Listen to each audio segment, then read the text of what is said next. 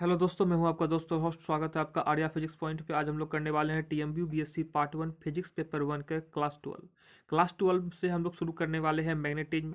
Class 11 तक sound chapter चला था, अब हम लोग शुरू करने वाले हैं मैग्नेटिज्म से आपका एक क्वेश्चन एग्जाम में पूछा जाएगा। तो हम लोग शुरू करते हैं मैग्नेटिज्म। और उसमें सबसे हम पहले हम लोग पढ़ेंगे बायो एंड सावर्ट्स लॉ। ये हम लोग 12th में पढ़ चुके हैं।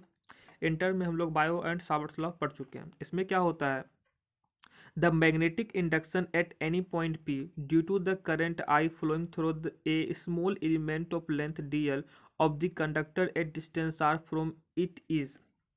किसी पॉइंट से मैग्नेटिक इंडक्शन किसी पॉइंट P पर किसके कारण अगर कोई करंट फ्लो कर रहा हो किसी किसी कंडक्टर से डिस्टेंस r पे, तो जो मैग्नेटिक इंडक्शन होगा वो जो बी जो होगा वो आई इंटू डी एल के डायरेक्टली प्रोपोर्शनल होगा।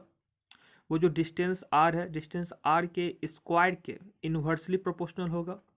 और जो एंगल बन रहा है पॉइंट पी से वो एलिमेंट तक का, वो उसके साइन थीटा के डायरेक्टली प्रोपोर्शनल होगा। तो इन सभी को कंबाइन कर देते हैं तो क्या फॉर्मूला निकलता है मेरे पास, B is directly proportional to I D L sine theta by R square.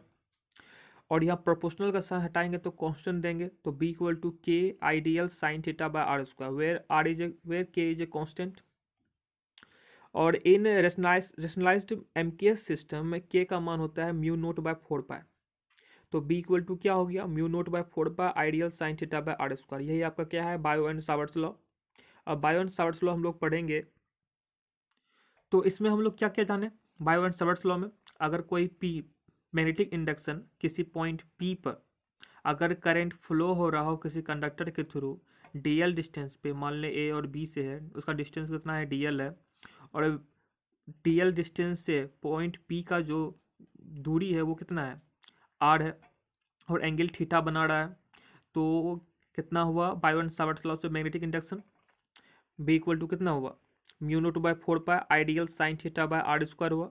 अब इसके मदद से हम लोग magnetic field at any near point due to a long straight wire carrying current I, long straight wire का हम लोग मैग्नेटिक फील्ड ज्ञात करेंगे। Magnetic field at any point on the axis of a circular coil charging, circular coil का हम लोग magnetic field ज्ञात करेंगे। और magnetic field at any point on the axis of A solenoid carrying current आई, और magnetic field solenoid का हम लोग ज्ञात करेंगे। तो सबसे पहले स्ट्रेट वायर का हम लोग ज्ञात करेंगे। आप लोग जैसे ही बायो एंड सावर्ट्स लॉ जो हम लोग निकालें वो स्ट्रेट वायर में हम लोग निकालें कि मान लिए एक्स वाई क्या है, एक स्ट्रेट वायर है जिसमें से ए बी एक डीएल डिस्टेंस है, एलिमेंट का ले लिए डिस्टेंस, बिंदु पी से पॉइंट निकाल रहे हैं हम लोग। तो शुरू करते हैं। Let X Y be a long straight wire carrying current I and R the perpendicular distance of any point P from it, where the magnetic field due to the current I flowing through the wire XY is to determined. Again, let dl be the length of the element AB of the wire and x the distance of point P from element AB. तो हम angle BPO कितना मान लिए, theta. Angle BPO कहाँ पर है, BPO, ये हो गया थीटा। एंड एंगल APB ये कितना हो गया, डी थीटा। ओ से पी का डिस्टेंस कितना है, आर। और एलिमेंट ए बी का पी से डिस्टेंस कितना है, एक्स डिस्टेंस है। तो हम लोग ये कितना माने, थीटा। और ये है 90 डिग्री, तो ये वाला एंगल कितना हो जाएगा, O B P equal to 90 degree minus theta हो जाएगा। ऑलराइट, ये कितना हो जाएगा, 90 डिग्री माइनस थीटा। फिगर को समझना जरूरी है। ऑलराइट, अभी जो हमने बायो एंड सावर्ट्स लॉ पढ़ा उसके अनुसार, according to Biot and Savart's law, the magnetic induction at point P due to the current flowing through element A B is given by कितना हो जाएगा, D B mu naught by 4 pi I dl sine theta by R square होता है। यहाँ R की जगह क्या हो जाएगा, एक्स। एलिमेंट ए बी का पी से डिस्टेंस कितना है, एक्स, तो एक्स के स्क्वायर का इनडायरेक्टली क्या होगा, इनवर्सली प्रोपोर्शनल होगा। तो यहाँ आर की जगह क्या हो गया, एक्स हो जाएगा। और जो लोग साइन थीटा कर देते हैं, यहाँ पर एलिमेंट जो है पी के साथ कितना डिस्टेंस बना रहा है, 90 डिग्री माइनस थीटा। तो यहाँ पर हो जाएगा 90 डिग्री माइनस थीटा, थीटा की जगह। फॉर्मूला होता है ये, mu naught by 4 I dl sine theta by R square. लेकिन यहाँ पर जो है आर की जगह क्या है एक्स और थीटा की जगह क्या है 90 डिग्री माइनस थीटा। जब ये यहाँ पर पुट करते हैं तो 90 डिग्री माइनस थीटा कितना हो गया साइन 90 डिग्री माइनस थीटा, ये हो जाएगा कोस थीटा। तो डी बी मेरा निकल गया mu naught by 4 ideal cos theta by X square. Equation 1 इसको मान लिया। अब हम लोग क्या करते हैं, draw perpendicular B N from point B on the line A P. क्या करते हैं, बी एन ए पी पर परपेंडिकुलर करते हैं, बी से B N perpendicular A P पे करते हैं, 90 डिग्री का एंगल बनाते हैं। तो ये 90 डिग्री का एंगल बन जाता है और ये बनता है थीटा कोण। तो ये कितना हो जाएगा, ए से डिस्टेंस, ए से एंगल कितना बनेगा 90 degree minus theta, A B A N कितना बनेगा 90 डिग्री माइनस थीटा। अगर ए बी एन थीटा हो तो एन हम परपेंडिकुलर खींचे तो ये 90 डिग्री निकल गया, तो बी ए एन कितना निकल जाएगा 90 डिग्री माइनस थीटा। ये तो ठीक है। तो in triangle A B N, triangle A B N में कोस थीटा इक्वल टू कितना निकल जाएगा B N by A B equal to B N by D L. हम लोग ए बी क्या माने हैं, ए बी तो स्मॉल एलिमेंट है जिसका डिस्टेंस डी एल है ए बी का, A B equal to D L है। हम लोग क्या निकाल रहे हैं कोस थीटा निकाल रहे हैं। कोस थीटा में क्या निकल जाएगा B N by A B निकल जाएगा। बी एन का वैल्यू नहीं जानते लेकिन ए बी तो जानते हैं ना, ये कितना है डी एल है। तो बी एन इक्वल टू कितना हो जाएगा, बी एन इक्वल टू हो जाएगा डी एल कोस थीटा। इसको इक्वेशन 2 मान लेते हैं। Now D theta equal to क्या हो गया B N by X. D theta equal to कितना हो जाएगा बी एन बाय एक्स।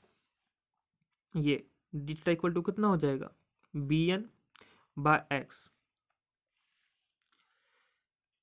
तो बी एन इक्वल टू क्या हो गया X into D theta. Equation 3 हम लोग चाप में पढ़ चुके हैं कि थीटा कोण बराबर क्या होता है,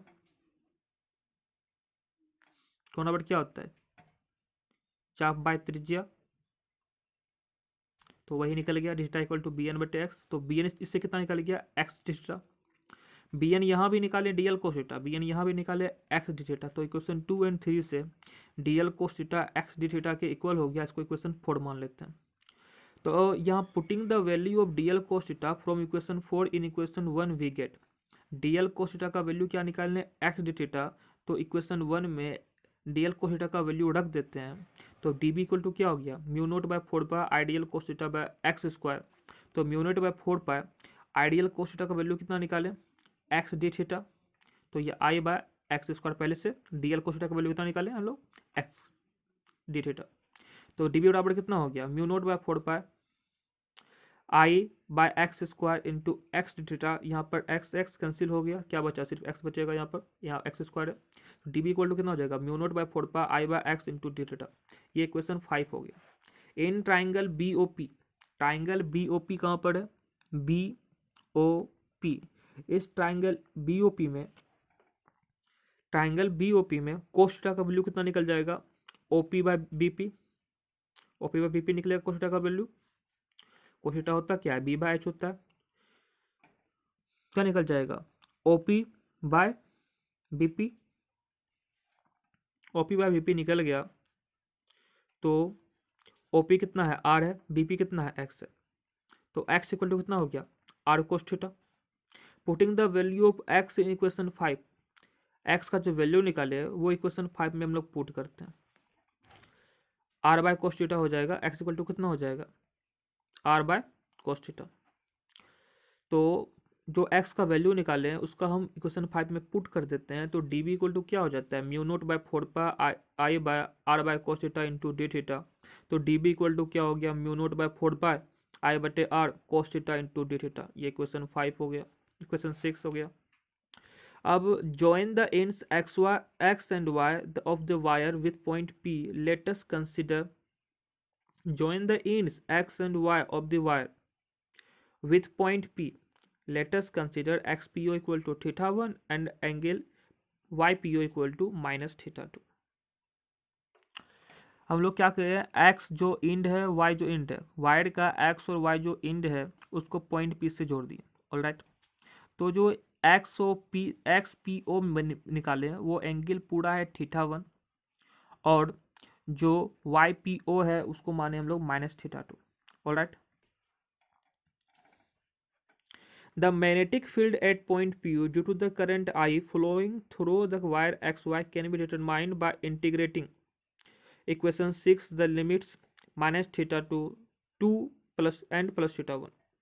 हम लोग ये जो dB निकाले हैं ये स्मॉल एलिमेंट dl का निकाले हैं ना। अगर हम पूरा का निकालना चाहें तो हम लोग अगर इक्वेशन 6 को इंटीग्रेट कर दे माइनस थीटा 2 से थीटा 1 तक तो ये क्या निकल जाएगा, the magnetic induction at point P due to the current I flowing through the wire X Y, पूरा वायर एक्स वाई का निकल जाएगा। जो कि हम यहाँ पर डी बी निकाले थे किसका, स्मॉल एलिमेंट ए बी का। अगर हमको पूरा का निकालना है पूरा वायर एक्स वाई का तो क्या कर देंगे हम लोग, इक्वेशन 6 को इंटीग्रेट कर देंगे, लिमिट रहेगा माइनस थीटा 2 से थीटा 1। बी इक्वल टू क्या हो गया, माइनस थीटा 2 से plus theta 1 D B equal to minus theta 2 से प्लस थीटा 1 डी बी का वैल्यू रख दिया minus mu naught by 4 pi I बटे R cos theta into D theta. तो mu naught by 4 pi I बटे R sine theta कर रहे हैं, कोस थीटा का क्या होता है इंटीग्रेशन साइन थीटा होता है, माइनस थीटा 2 से थीटा 1 तक इंटीग्रेशन कर रहे हैं। तो कितना निकलता है मेरे पास, sine theta 1 minus into sine minus theta 2, sine minus theta कितना निकलता है, माइनस साइन थीटा हो जाता है, माइनस माइनस कितना हो गया प्लस। तो बी इक्वल टू कितना निकल गया, mu naught by 4 pi I बटे R sine theta 1 plus sine theta 2, ये इक्वेशन 7 हो गया। This is the required expression for the magnetic field at any point due to the current flowing through straight line. ये straight line के थ्रू जो current बह रहा होगा वो उसी का है ये magnetic field. B equal to कितना हो गया, mu naught by 4 pi I बटे R sine theta 1 plus sine theta 2, equation 7। Special case, अगर when the wire is infinitely long and the point P lies near the wire, जब wire जो होगा वो infinitely long होगा, बहुत ही ज़्यादा बड़ा होगा, तो जो एंगल P होगा वो क्या होगा, वो एंड पॉइंट से जुड़ेगा, वो 90 डिग्री से लगभग कोण बनाता है। इतना अधिक लंबा हो जाएगा, इतना अधिक लॉन्ग हो जाएगा कि P जो है लगेगा परपेंडिकुलर है, लगभग दोनों सेम ही नजर आएगा। तो when the wire is infinitely long and the point P lies near the wire, then theta 1 और थीटा 2 क्या हो जाएगा, वो क्या होगा, almost 90 डिग्री का इक्वल लगेगा। तो from equation 7 we have B equal to mu naught by 4 pi I बटे आर साइन 90 डिग्री, थीटा 1 का वैल्यू साइन 90 डिग्री और थीटा 2 का वैल्यू भी 90 डिग्री। तो साइन 90 डिग्री प्लस 90 डिग्री, तो 1 का 90 डिग्री का वैल्यू कितना होता है, 1 होता है।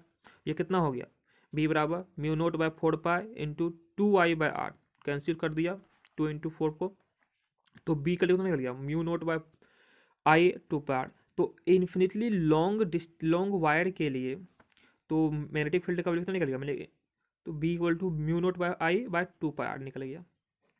तो सबसे पहले चैनल को लाइक शेयर सब्सक्राइब कर दीजिए। मिलते हैं नेक्स्ट वीडियो में। Tata see you, signing out, God bless you all.